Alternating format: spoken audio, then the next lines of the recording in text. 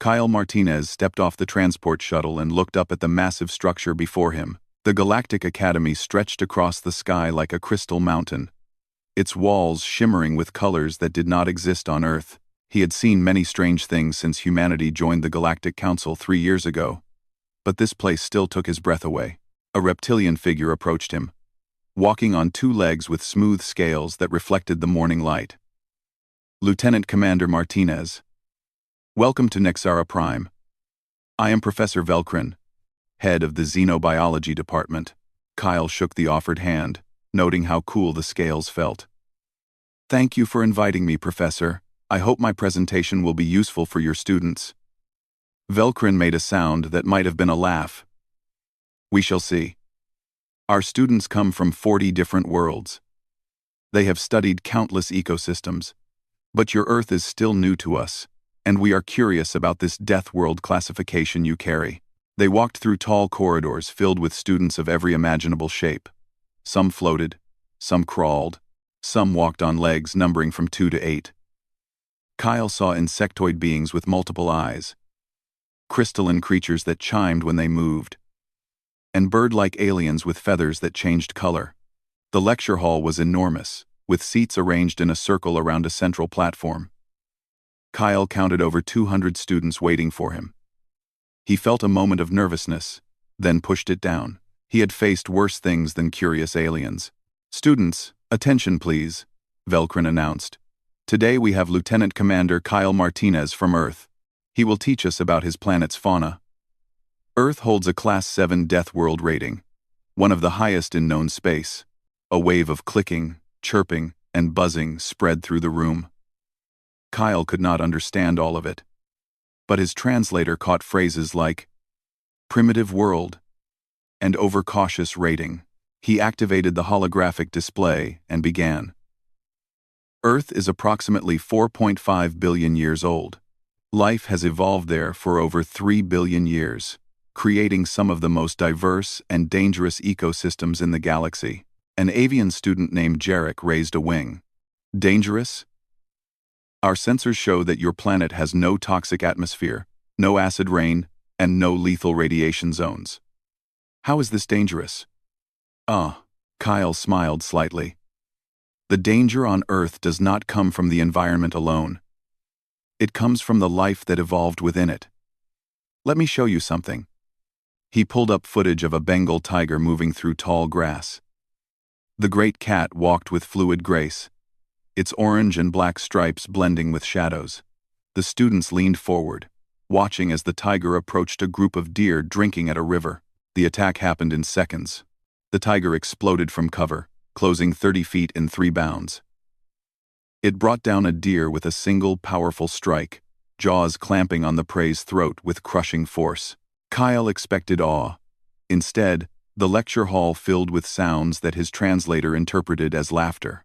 That is your apex predator? Asked Misa, an insectoid student with compound eyes. It took 6 seconds to make a kill. The hunters on my world can strike in under 2 seconds. The pattern is so obvious, another student added. Any prey species with basic sensors would detect that approach. Jarek stood up, wings spread wide. On my homeworld, we evolved from prey animals. Even our ancestors could escape such a slow attack. This tiger would starve on any civilized world. Professor Velkrin studied the footage with what looked like disappointment. Lieutenant Commander? I expected more from a death world predator. This creature relies on simple ambush tactics. It has no venom, no energy projection, no advanced sensory organs. How did such a primitive hunter become an apex predator? Kyle kept his expression neutral. He had encountered this attitude before. The galaxy was old, and many species had forgotten what true natural selection looked like. Their worlds had been tamed for thousands of years. The tiger is not the deadliest creature on Earth, Kyle said quietly. It is simply one example among many. But since you find it primitive, perhaps you would like to meet one in person? The students erupted in excited chatter. Xanthor, a crystalline being who sparkled as he moved, spoke up. That would be educational. We could examine its hunting patterns up close. With our personal shields and modern equipment, It would be perfectly safe. Safe? Kyle repeated. Earth's death world rating exists for a reason. Ratings can be exaggerated, Misa said dismissively. We have studied the reports. Your planet has dangerous creatures, yes, but nothing that poses a real threat to beings with technology. I think your council representatives inflated the classification to seem more impressive. Several students made sounds of agreement. Kyle felt his jaw tighten but forced himself to stay calm. Professor Velkrin, with respect, I must caution against underestimating Earth's wildlife. These animals have evolved over millions of years in an environment of intense competition. They are intelligent, adaptable, and extremely dangerous. Velkrin waved a scaled hand. Your concern is noted, Lieutenant Commander. However, I believe a field study would be valuable for our students. They need to understand that not all predators are as sophisticated as those from older worlds. Seeing Earth's fauna firsthand will help them appreciate how far evolution can advance with proper development. Kyle wanted to argue further, but he recognized the tone in Velkrin's voice. The decision was already made. These academics thought they knew everything, that their technology made them untouchable. If you are determined to do this, then we should visit the Sundarbans Reserve in Bengal, Kyle said. It is one of the few places where tigers still roam in significant numbers. But I need your students to understand something first. He changed the holographic display, showing images of humans throughout history. Cave paintings of people fleeing from saber-toothed cats. Ancient hunters tracking mammoths. Villages built with walls to keep predators out. Humans did not evolve as apex predators, Kyle explained. We evolved alongside them. For hundreds of thousands of years, we were prey, as often as we were hunters. We learned to fear creatures like tigers, because that fear kept us alive. We learned to respect them because those who did not respect them died. Jarek laughed again. You evolved from prey? That explains much about human psychology. Always so cautious, always so afraid. We survived, Kyle said simply. On a planet where everything wanted to eat us, we survived. And eventually, we thrived. But we never forgot the lessons those predators taught us. Then teach us these lessons, Xanthor said with confidence that rang through his crystalline form. Take us to see these tigers. Show us why you fear them. Perhaps we can help Earth overcome this evolutionary trauma. The other students cheered and clicked their approval. Professor Velkrin looked pleased. Excellent initiative, Xanthor. Lieutenant Commander Martinez, please coordinate with our travel office. We will arrange an expedition to this Sundarbans Reserve within the next few days. Kyle nodded slowly, already planning what supplies they would need. He pulled out his communicator and sent a message to Captain Lisa Hayes on the orbital platform. They want to visit the tigers. Send Amanda Price a warning. This is going to be difficult. Lisa's response came quickly. Are they insane? Kyle looked at the excited students, already chattering about what equipment they would bring, how they would analyze the tigers, how easy it would be to study such primitive creatures. They had no idea what they were asking for. He typed back, no, just arrogant. Alert Derek Walsh at the reserve. Tell him to prepare for the worst. Professor Velkrin approached him with what might have been a smile on his reptilian face. Do not worry, Lieutenant Commander. My students are well trained. I am sure your tigers will provide an interesting afternoon of study. Kyle thought about Raja, the massive male tiger that ruled the Sundarbans. He thought about the power in those jaws, the intelligence in those eyes, the patience of a predator that could wait for hours without moving. Yes, Professor, Kyle said quietly. I am sure it will be very interesting indeed. The transport ship descended through thick clouds, breaking into clear sky above the green expanse of the Sundarbans. Kyle watched the 15 alien students press against the windows, pointing at the mangrove forests below. They chattered excitedly, their various translator devices creating a storm of overlapping voices. It looks so primitive, Misa observed.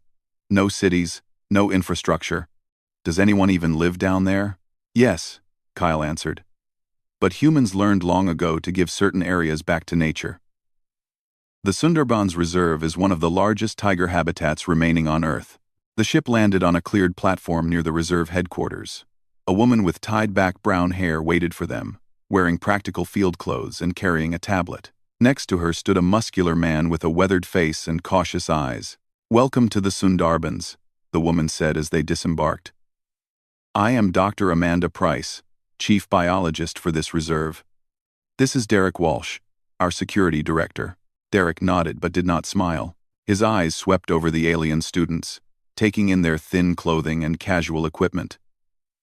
"Lieutenant Commander Martinez sent word you were coming. I prepared the standard safety briefing." "Is that necessary?" Professor Velkrin asked. "We all have personal shield generators and basic defense tools. Surely that is sufficient protection." Amanda exchanged a glance with Derek. "The shields might work, Professor. But the Sundarbans has unique environmental conditions.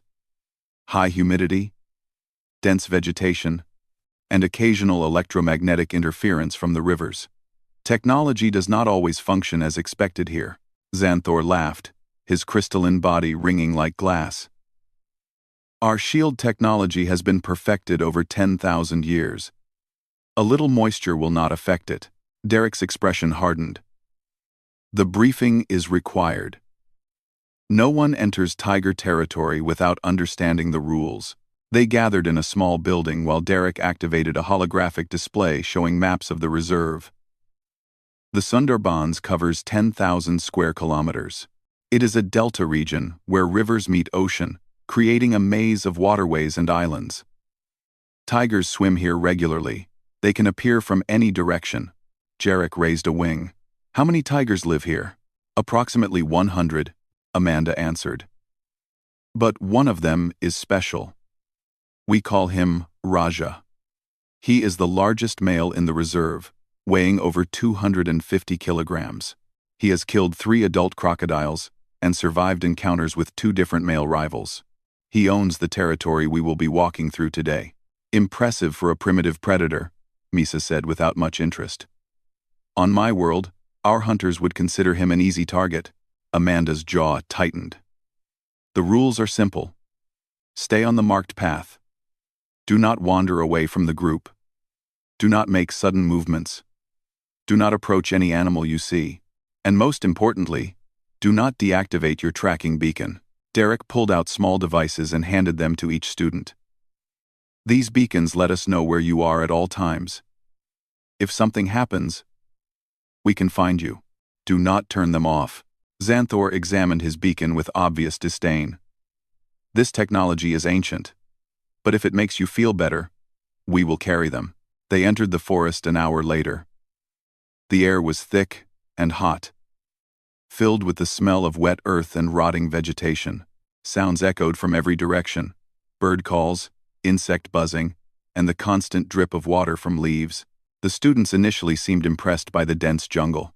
They took readings with their instruments, collected samples of plants, and recorded various small animals. But as the afternoon wore on, their interest faded. "Where are these dangerous tigers?" Jarek asked. "We have been walking for 2 hours. I have seen nothing but birds and small reptiles." "Tigers are ambush predators," Kyle explained. "They do not announce their presence. You will not see them until they want to be seen, or until they attack," Derek added quietly. The group reached a clearing where muddy ground showed recent activity. Amanda knelt down, examining tracks in the soft earth. "Tigers passed through here recently. Within the last few hours, the students crowded around, looking at the massive paw prints. Each print was larger than Amanda's hand, with 4 toe marks and a broad pad clearly visible. "These tracks are enormous," Professor Velkrin admitted. "Larger than I expected from the video footage." "Raja is a big cat," Derek said. "And he knows we are here. He has been following us for the last 20 minutes. Several students made sounds of alarm. They looked around quickly, seeing nothing but trees and shadows. "You are trying to scare us," Misa accused. "There is no tiger nearby. Our sensors would detect it." Derek pointed to a thick patch of undergrowth 30 meters away. "He is right there, behind that fallen tree." 9. The students activated their scanners, but the devices gave confused readings. The electromagnetic interference Amanda mentioned made everything fuzzy and unclear. "I cannot get a clear reading," one student complained. "This equipment is useless in this environment." "That is why we rely on experience, not sensors," Amanda said. "Derek spent 15 years in Earth's military before coming here. He knows how to read the signs." Kyle studied the spot Derek indicated. At first, he saw nothing. Then, his eyes caught a slight movement. A pattern that did not match the surrounding vegetation. Orange and black stripes, perfectly still, watching them with patient intelligence. "There," Kyle said softly, pointing. The students looked where he indicated. For a long moment, no one spoke. Then the tiger moved slightly. Just enough to make his outline clear. He was massive, easily 3 meters from nose to tail, with shoulders thick with muscle and a head the size of a grown man's chest. "By the ancestors," Velkrin whispered. "He is magnificent." Raja stared at them for several seconds. Then, without any rush or concern, he turned and melted back into the jungle. One moment he was there. The next, he had vanished completely. "Did you see how he moved?" Amanda asked. No sound. No disturbance of the vegetation. Perfect control. That is what 2 million years of evolution as an apex predator creates. Xanthor seemed less confident now. "But he left. He saw us and chose not to engage." "He is not hunting," Derek explained. "Tigers only kill when they need food or feel threatened. Right now, Raja is simply watching, learning about you, deciding if you are dangerous or interesting." "We should continue the tour," Professor Velkrin said, but his voice had lost some of its earlier certainty. They walked deeper into the reserve. The path grew narrower, with thick mangrove trees pressing in from both sides. Water covered much of the ground, forcing them to walk on raised wooden platforms. Kyle noticed the students bunching closer together, their earlier confidence fading. They jumped at every sound, their heads turning constantly to scan the jungle. "This place feels wrong," Jarek said quietly. "Like we are being watched from every direction." "You probably are," Derek said. "Tigers are not the only predators here. Crocodiles, leopards, wild boar, venomous snakes. The Sundarbans is an ecosystem of hunters." They came to another clearing, this one with a small pond in the center. Amanda held up her hand, signaling everyone to stop. "Something is wrong," she whispered. The jungle had gone silent. No birds called, no insects buzzed. Even the wind seemed to have stopped moving through the trees. Derek's hand moved slowly to the radio at his belt. "Everyone stay very still. Do not move. Do not speak." Kyle felt his heart rate increase. He had spent enough time in dangerous places to recognize this particular kind of silence. It was the silence that came right before something happened. A shape moved in the trees to their left, then another to their right, and another behind them. 3 of them, Derek breathed. "We are surrounded." Amanda's face went pale. "This is not normal tiger behavior. They do not hunt in groups. Unless they are teaching cubs," Derek said, "or testing new prey." Xanthor activated his shield generator. The device hummed to life, surrounding him in a faint shimmer of energy. "See? We are protected. These animals cannot harm us." As if in response, a deep growl echoed through the clearing. It was a sound that bypassed the mind and went straight to the oldest part of the human brain. The part that remembered being prey. The alien students froze. Their technology, their knowledge, their thousands of years of civilization suddenly meant nothing. They were standing in a jungle, surrounded by predators that had perfected the art of killing long before any of their species left their home planets. Raja stepped into view at the edge of the clearing. He was even larger up close, his eyes fixed on the group with unsettling focus. Behind him, 2 smaller tigers emerged from the shadows. Not cubs, but adolescent males, learning from the master. "Nobody move," Kyle said quietly.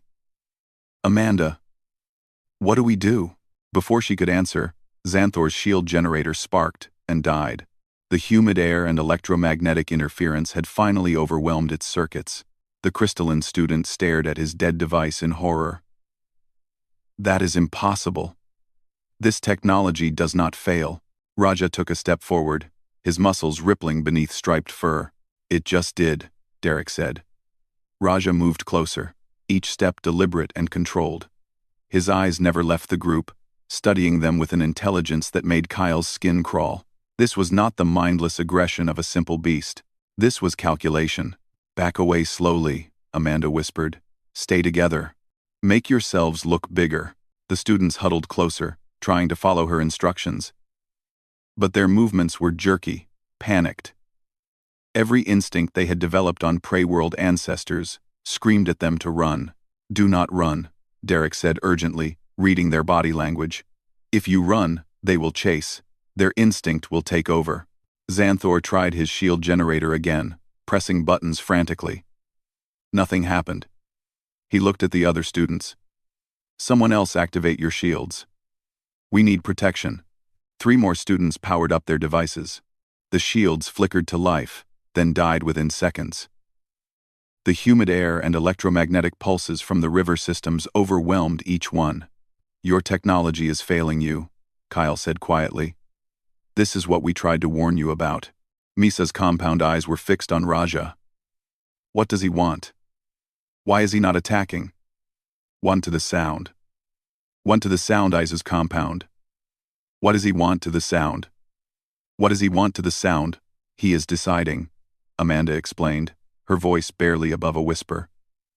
Tigers are efficient hunters. They do not waste energy on fights they might lose. Right now, Raja is determining if we are worth the effort. The 2 younger tigers circled left, moving through the undergrowth with practiced silence. They were learning from Raja, watching how he approached unknown prey, how he evaluated threats. Professor Velkrin's scales had turned a pale color that Kyle's translator identified as fear. What do we do? How do we make him leave? We show him we are not prey, Derek said. He slowly reached down and picked up a thick branch. Everyone find something to hold. Make noise. Show aggression. Kyle grabbed a branch of his own. The human members of the group understood what Derek was doing. On Earth, predators learned to avoid prey that fought back effectively. The cost of injury was too high, but the alien students hesitated. Their evolutionary history was different. Their ancestors had either dominated their worlds so completely that predation was forgotten, or they had survived by hiding, by running, by avoiding conflict. Pick up branches, Kyle ordered, using his military command voice. Now, the students scrambled to obey. Jarek found a long stick and held it awkwardly in his wing claws. Misa grasped a rock with her foremost appendages. Even Xanthor, his crystalline confidence shattered, grabbed a piece of wood. Derek stepped forward, raising his branch high. He shouted, a loud, aggressive sound that echoed through the clearing. Kyle joined him, then Amanda. The 3 humans made themselves as intimidating as possible. Raja stopped. His ears flicked back slightly. This was not the behavior of prey animals. This was a threat display. For a long moment, nothing moved. Tiger and humans locked eyes, engaged in a battle of wills older than civilization itself. Then Raja made a sound. A deep chuffing noise that vibrated through the air. The 2 younger tigers immediately responded, melting back into the jungle. Raja held his ground for another few seconds, making sure the humans understood this was his choice to leave, not a retreat. Then he too vanished into the undergrowth. Kyle let out a breath he had not realized he was holding. Around him, the alien students collapsed to the ground, their legs no longer able to support them. That was, Jarek started, then stopped. He had no words for what he had just experienced. That was a real predator, Amanda said. She was shaking slightly, adrenaline still flooding her system. Not a video, not a simulation, the real thing. Derek counted the students quickly. Wait. Where is Xanthor? Kyle's head snapped up. He scanned the clearing. The crystalline student was gone. He was right next to me, Professor Velcrin said, his voice rising in panic. He was here when we picked up the branches. He ran, Derek said grimly. When we made the threat display, he ran. His prey instincts took over. Unran. Kyle activated his communicator. Xanthor, respond. Where are you? Silence. His tracking beacon, Amanda said suddenly. She pulled out her tablet and activated the tracking system. A map appeared, showing the location of each beacon. 15 dots appeared on the screen. All in the clearing except one. That one dot was moving deeper into the jungle, away from the marked path. He deactivated it, Derek said, staring at the screen in disbelief. The fool actually deactivated his tracking beacon. Why would he do that? Misa asked. Kyle understood. He panicked.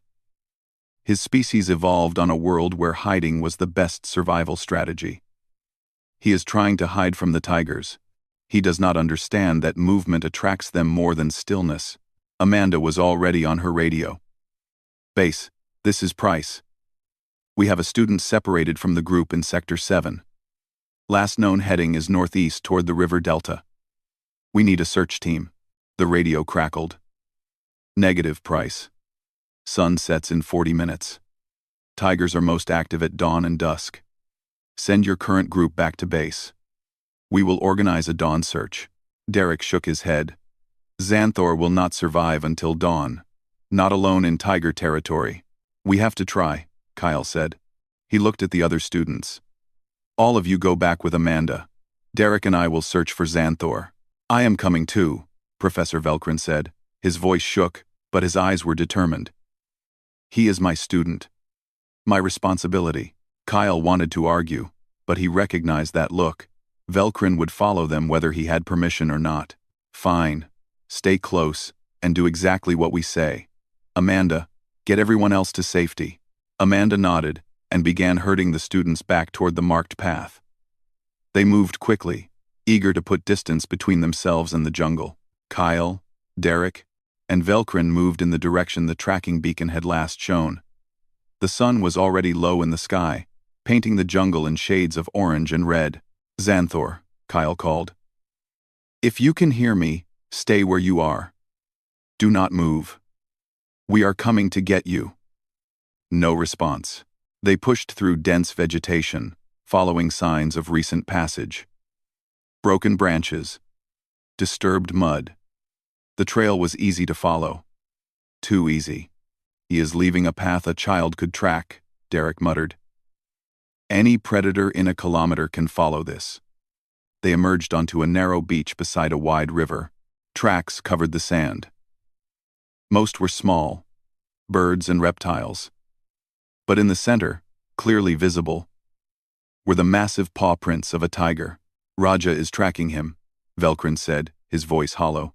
Derek knelt next to the tracks. These are fresh, maybe 10 minutes old. And look here. He pointed to smaller prints alongside the large ones. The two young males are with him. They are using Xanthor as a training exercise. Kyle felt cold despite the humid heat. We need to move faster. They followed the tracks along the riverbank. The jungle sounds had returned, which was somehow more unsettling than the earlier silence. It meant the tigers were not nearby anymore. They had moved ahead, following Xanthor. The tracks led to a small grove of trees where the ground was disturbed by recent activity. Claw marks scored the bark of one tree, high up, at least 3 meters above the ground. He climbed, Derek said. Smart move, actually. Tigers can climb, but they prefer not to. It takes a lot of energy. So he is safe? Velcrin asked hopefully. Derek shook his head. Safe from immediate attack, maybe, but trapped. And the tigers know it. They found Xanthor 20 meters away, huddled on a thick branch 5 meters above the ground. His crystalline body was dim, all his internal light gone. He shook so badly, the whole branch vibrated. At the base of the tree, lying in the shadows like a living statue, was Raja. The great tiger was not trying to reach Xanthor. He simply waited, patient and still. The two younger tigers had positioned themselves nearby, blocking any escape route.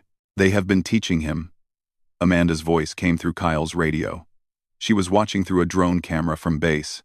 All day, they have been teaching him that he is prey.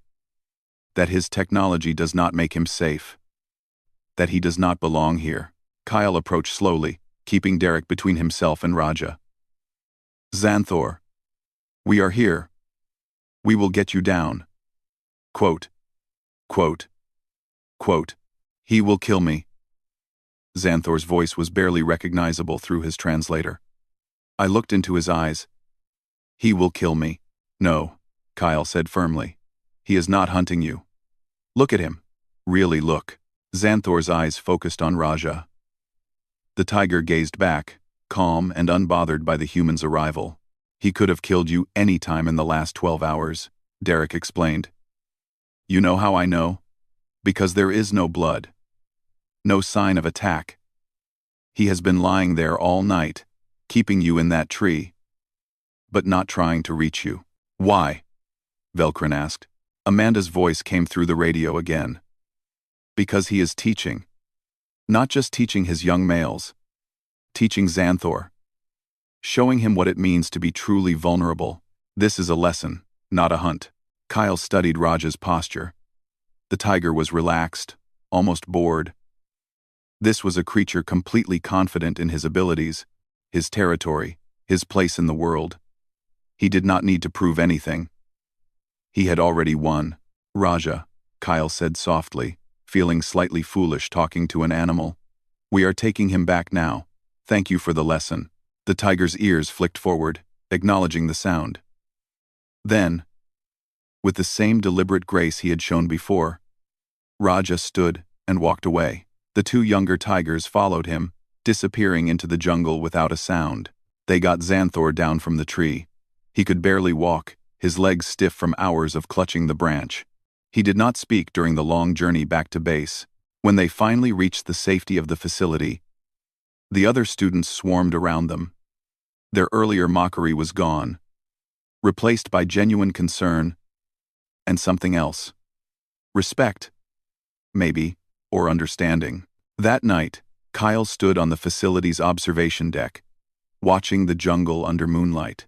Somewhere out there, Raja was moving through his territory, teaching his young males, living the only life he had ever known, a life humans had once lived too, before they built walls and made tools and learned to fight back against the dark. The galaxy had forgotten that fear, but Earth remembered, and now, Kyle thought, these students would remember too. The news spread through the galactic network faster than Kyle expected. Within 3 days, every major civilization knew about the incident at the Sundarbans. Not because Earth publicized it, but because the students themselves could not stop talking about what they had experienced. Jarek posted a detailed account on the academic forums, complete with footage from his personal recorder. The video showed the moment Raja stepped into the clearing, the terrible silence, the absolute stillness of a perfect predator. Within hours, it had been viewed by 3 billion beings across 200 worlds. I have studied predators my entire academic career, Jarek wrote in his post. I thought I understood what that word meant. I was wrong. The tiger is not just a hunter. It is the result of millions of years of evolutionary pressure, refined into a single purpose. Every movement has meaning. Every decision is calculated. Watching video footage told us nothing.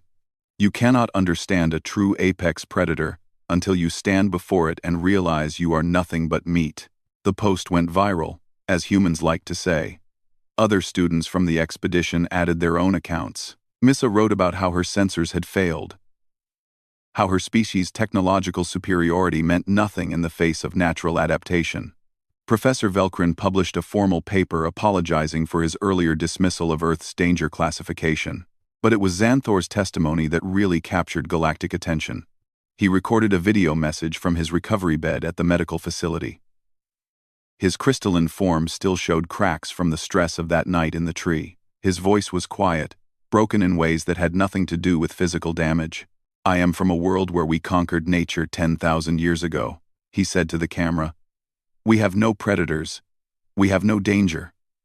We have forgotten what it means to be afraid. Last night, I remembered. For 12 hours, I sat in that tree while a creature waited below. He did not try to reach me. He did not need to. He simply existed, patient and certain. And that was enough. I looked into his eyes and saw something my species has not faced in millennia. I saw my own mortality. I saw the universe as it really is, not as we pretend it to be with our ships and shields and weapons. The tiger taught me that all our technology is just tools. But Earth's predators are the tools themselves, shaped by time into perfect instruments of survival. Kyle watched the video in his quarters on the orbital platform. Captain Lisa Hayes sat next to him, her expression troubled. "This is getting bigger than anyone expected," she said. "The Council is calling emergency sessions. 3 different military delegations have requested tours of Earth. Everyone wants to understand what they missed. They missed that nature is not something you defeat," Kyle said. "You survive it. You adapt to it. You respect it. But you never truly beat it." Cree 7. Cree 7. A message appeared on Kyle's communicator. It was from Ambassador Patricia Cole on the Council station. "Report to my office immediately. We have a situation." Kyle took a shuttle to the massive orbital complex, where the Galactic Council conducted its business. The structure housed representatives from every member species, a city in space where politics and diplomacy happened on a scale humans were still learning to navigate. Patricia's office overlooked the stars, a wall of transparent material that showed the galaxy in all its glory. She stood at the window, her back to him. 3 years ago, humanity joined this council," she said without turning around. "We were treated like children, newcomers who needed guidance and protection. Every proposal we made was dismissed. Every concern we raised was ignored. And now?" Kyle asked. "Now they are asking us for advice." She turned to face him, and Kyle saw the exhaustion in her eyes. 7 different species have requested human consultants for their military academies. 12 more want to establish exchange programs with Earth's wildlife reserves. The Saurian Dominion, which has always looked down on us, just offered a formal alliance. "Because of tigers?" Patricia shook her head. "Because of what the tigers represent. Kyle, most species in this galaxy evolved on worlds that were relatively safe. Either they became apex predators so dominant that nothing challenged them, or they developed intelligence as prey species and eliminated their predators through technology. Earth was different." She pulled up a holographic display showing Earth's history. Humans spent hundreds of thousands of years competing with creatures like tigers, lions, bears, wolves, crocodiles, and sharks. Every continent had apex predators that could kill us easily. We did not dominate through strength. We survived through intelligence, cooperation, and most importantly, through understanding danger. "The galaxy never had to learn that lesson," Kyle said, understanding. "Exactly. Look at the Council's military doctrine. It is based on overwhelming technological advantage. Superior weapons, stronger shields, faster ships. But what happens when you face an enemy that adapts? That waits? That uses your assumptions against you?" Kyle thought about Raja lying beneath Xanthor's tree, patient and unbothered. "You become prey," Patricia nodded. "Commander Stephen Grant arrived yesterday from Earth. He is meeting with the military council right now, explaining something they should have understood from the beginning. Humans are not special because we are smarter or stronger. We are special because we learn to think like both predator and prey." A chime indicated someone at the door. Patricia called out permission to enter. A reptilian figure walked in, his scales gleaming with formal decorations. Kyle recognized him from intelligence briefings. Commander Thex of the Saurian military. One of the most decorated officers in the galaxy. "Ambassador Cole, Lieutenant Commander Martinez," Thex said with a formal bow. "Thank you for seeing me." "Commander Thex," Patricia replied carefully. "To what do we owe this visit?" Thex's expression was difficult to read, but his body language showed something Kyle had not seen before from Saurian officers. Uncertainty. "I need to understand something," Thex said. My species dominated our homeworld so completely that we hunted our predators to extinction 3,000 years ago. We have fought 17 wars against other species and won every one through superior technology. We thought we understood combat. And now? Kyle asked. Now I have watched footage of this tiger. I have read the reports from your students. And I have realized something disturbing. If my soldiers encountered a species that used those tactics, that patience, that calculation, we would lose. Patricia gestured to chairs. They all sat, and Kyle felt the weight of what was happening. This was not just about tigers anymore. Commander, what exactly are you asking? Patricia said. Thex leaned forward. Teach us. Show us how humans think about danger, how you plan for enemies that do not fight fairly, how you survive against creatures that should be able to kill you easily. That is a large request, Kyle said. I know. But consider this. Thex pulled up a star map showing the galactic rim. 6 months ago, an unmapped species attacked 3 of our colony worlds. We sent a battle group. They were destroyed. We sent a larger fleet. They suffered 60% casualties before retreating. This species, they do not fight like civilized beings. They attack from shadows. They wait. They study our patterns and exploit our weaknesses. They hunt like predators, Patricia said quietly. Yes, and we have no idea how to fight them. Our doctrine, our training, everything we know about warfare is useless against an enemy that thinks like your tiger. Thex looked directly at Kyle. You stood in front of that creature and survived. You understood what it was doing. Your species has been doing this for hundreds of thousands of years. We need that knowledge. Kyle thought about all the lectures he had given. All the dismissive looks from alien academics who thought humans were primitive. You need more than knowledge. You need a change in perspective. Then teach us perspective. Patricia stood and walked to the window. Commander, if we do this, humanity's role in the Council changes. We stop being the newcomers who need protection and become strategic advisors. That is what I am proposing.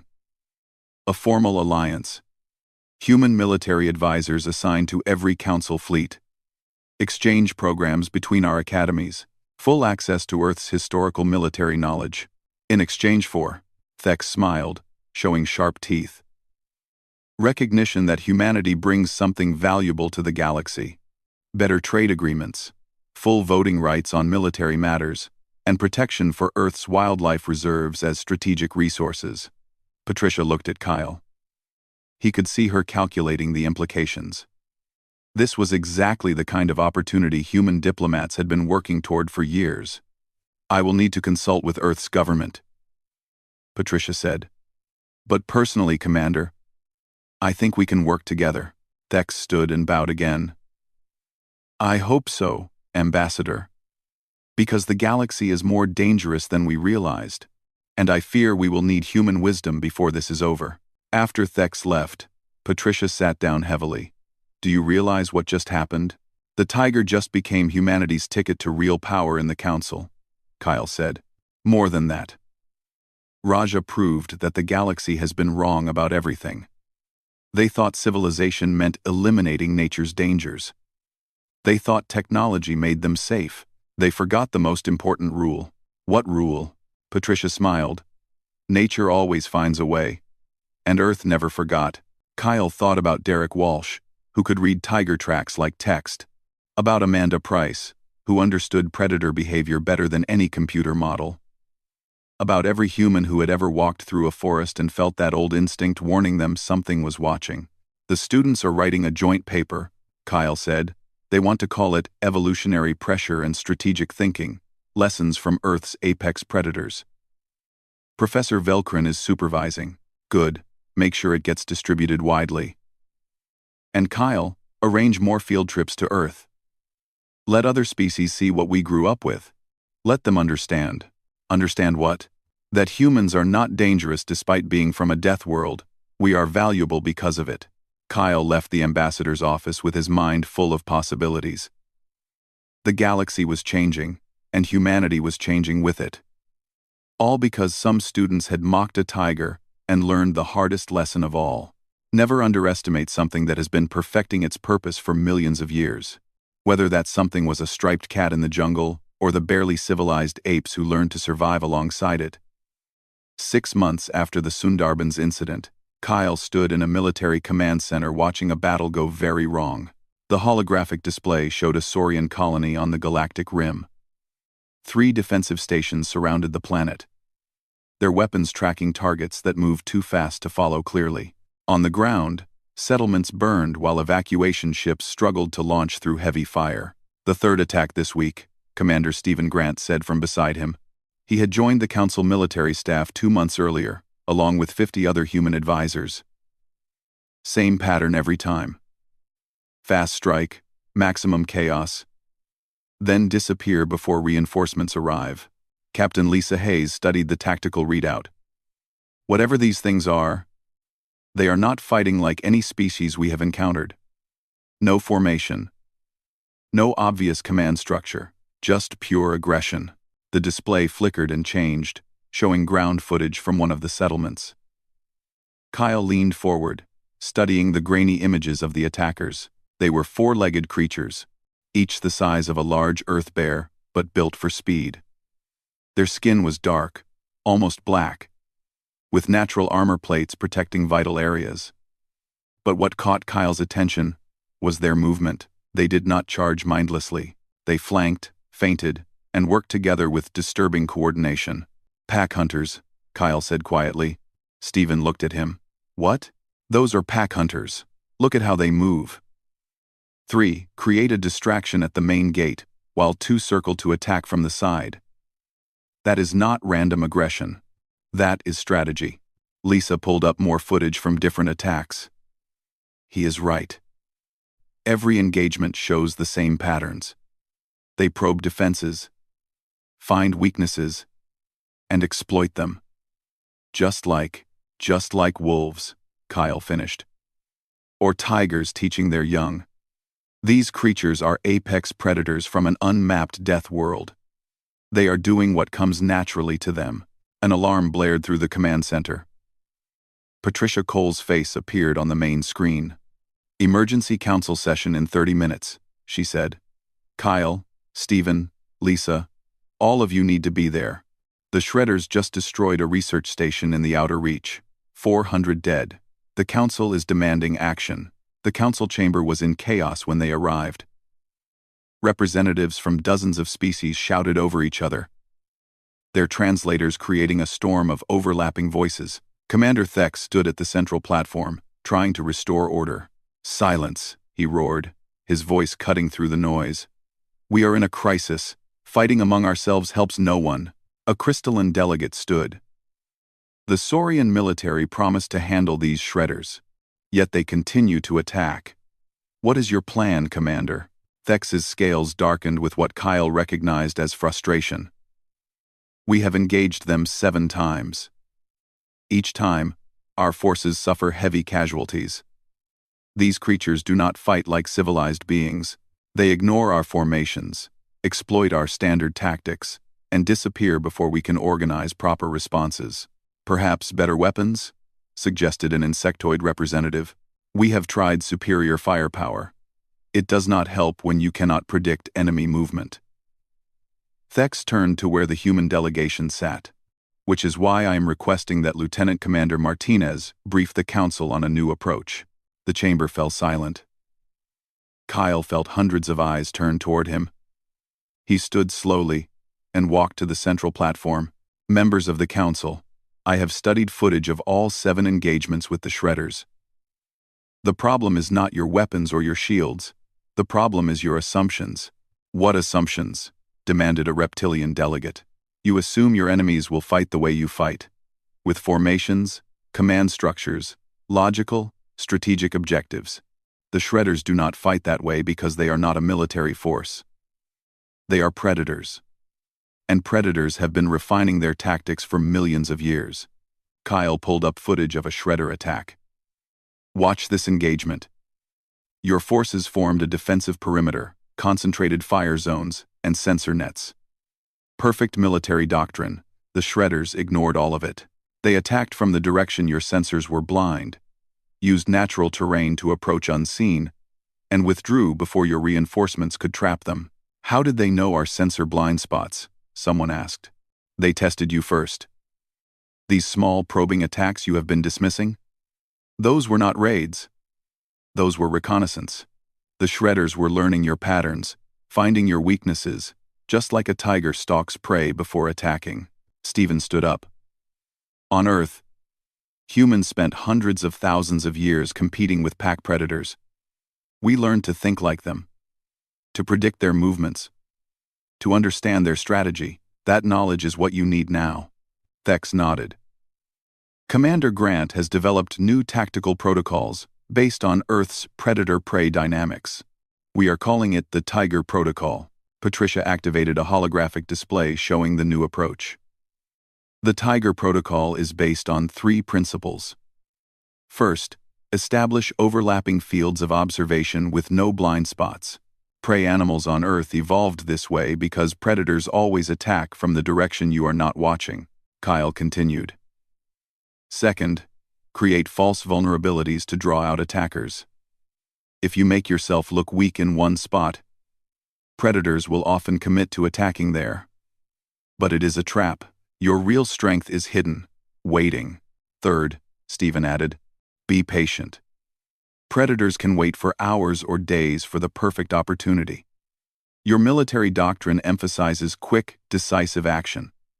Against shredders, patience is more valuable than speed. Let them make the first move. Study their approach. Then counter with overwhelming force at exactly the right moment. The council chamber erupted in discussion. Kyle could see doubt on many faces. These tactics went against everything they had learned about warfare. A delegate stood. This sounds like cowardice. Hiding and waiting instead of taking the fight to the enemy. It sounds like survival, Kyle replied. Which would you prefer? Maintaining your pride or protecting your colonies? Thex cut off further debate. The Tiger Protocol will be implemented immediately in the Outer Reach. Human advisors will be assigned to each fleet to train our forces. We have no other options. Over the next 3 weeks, Kyle worked with Saurian military units, teaching them to think differently about combat. It was frustrating work. Soldiers trained for thousands of years in traditional doctrine did not adapt quickly, but some learned. Kyle was training a unit when word came that shredders were attacking a mining colony at the edge of Council space. This is your chance to use what I taught you, Kyle told the Saurian commander. Remember, do not try to fight them like soldiers. Think like prey. Think like predators. The commander nodded and ordered his unit into position. Kyle watched from the command ship as the battle unfolded. The Saurians had established multiple observation posts with overlapping coverage. No blind spots. When the shredders approached, trying their usual flanking maneuver, they found no opening. Frustrated, the pack moved to what looked like a vulnerable supply depot. The shredders charged in, only to discover it was empty. The real supplies were hidden elsewhere, and now the pack was trapped in a kill zone. The Saurians did not attack immediately. They waited, letting the shredders realize they had been lured into a trap. When the creatures tried to escape, they found every exit blocked. Only then did the Saurians attack, with precise coordinated fire that left the shredders no room to maneuver. It was over in minutes. Minimal casualties on our side, Lisa reported. Full enemy pack eliminated. Kyle. It worked. Word of the victory spread quickly. More military units requested Tiger Protocol training. Human advisors found themselves in high demand across Council space. 3 months later, Kyle returned to Earth for the first time since the Sundarbans expedition. Amanda and Derek met him at the reserve headquarters. You have been busy, Amanda said with a smile. We keep seeing news reports about the famous Tiger Protocol. They are even naming it after Raja now in some broadcasts. Kyle laughed. Raja deserves the credit more than I do. If he had not taught those students a lesson, none of this would have happened. They walked into the jungle, following the same paths the students had taken. The Sundarbans looked exactly as Kyle remembered. timeless, and beautiful, and dangerous. The Academy wants to bring more students, Derek said. Not just for field trips. They want to establish a permanent research facility here. Study Earth's predators in depth. Learn everything they can. What did you tell them? Kyle asked. That they are welcome, as long as they follow the rules. No shields, no weapons, no arrogance. Just respect for the animals and the environment. They reached the clearing where Raja had confronted the students. Kyle stood there, remembering the fear on their faces, the lesson they had learned. A sound made him turn. Raja emerged from the undergrowth, moving with the same fluid grace. The great tiger paused, studying the humans with familiar patience. He remembers you, Amanda whispered. Kyle met Raja's eyes. In them, he saw intelligence, power, and something else. Recognition. Perhaps, an understanding between two species that had both learned to survive through strategy and patience. Raja held his gaze for a moment, then turned and disappeared into the jungle. I received a message from Jarek yesterday, Kyle said. He is teaching a course on Earth predator behavior at the Academy now. Says his students actually listen when he explains why humans think the way we do. Because we lived with tigers, Derek said. Because we learned from them, Kyle corrected. The galaxy spent thousands of years forgetting that nature has wisdom. That evolution creates solutions more elegant than any technology. Earth remembered because we had to. They started back toward the facility. Behind them, the jungle sounds continued, unchanged by galactic politics or military protocols, or anything else humans had created. Later that evening, Kyle stood in Amanda's office, looking at research reports from around the galaxy. Council species were studying their own evolutionary histories, trying to understand what they had lost. Some were even reintroducing predators to their worlds, recognizing that ecosystems needed that pressure to stay healthy. It is not just about military tactics anymore, Amanda said. The whole galaxy is rethinking its relationship with nature. What we take from it. What we owe to it. How it shapes who we are. And Avestiva, Kyle thought about humanity's journey from prey to predator to something more complex. Neither dominant nor dominated, but adapted. Balanced. Understanding both sides of the eternal hunt. His communicator chimed. A message from Patricia. Ambassador meeting next week. They want you to present on long-term integration of predator studies into council education. Congratulations, Kyle. You are officially an academic now. Kyle smiled. From military officer to wildlife guide to galactic educator. An unlikely path, but not random. Every step had led here. To this moment where humanity could share its hardest-earned lessons. Derek appeared at the door. Kyle, come see this. The adolescent males Raja was training last year. They have established their own territories. They are teaching the next generation now. They walked to the observation deck and watched the jungle through night vision equipment. Two tigers moved through the shadows, patient and perfect, hunting as their ancestors had hunted for millions of years.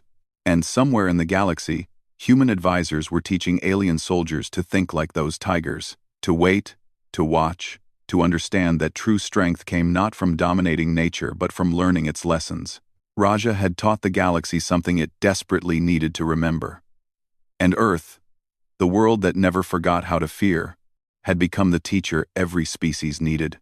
Not because humans were superior, but because they were experienced. Not because they were fearless, but because they understood fear and had learned to turn it into wisdom. The galaxy was learning now. And somewhere in the Sundarbans, a tiger slept peacefully, unaware that his patience had changed the fate of civilizations. But perhaps, in the way that predators understand things beyond words, he knew. And perhaps that was enough.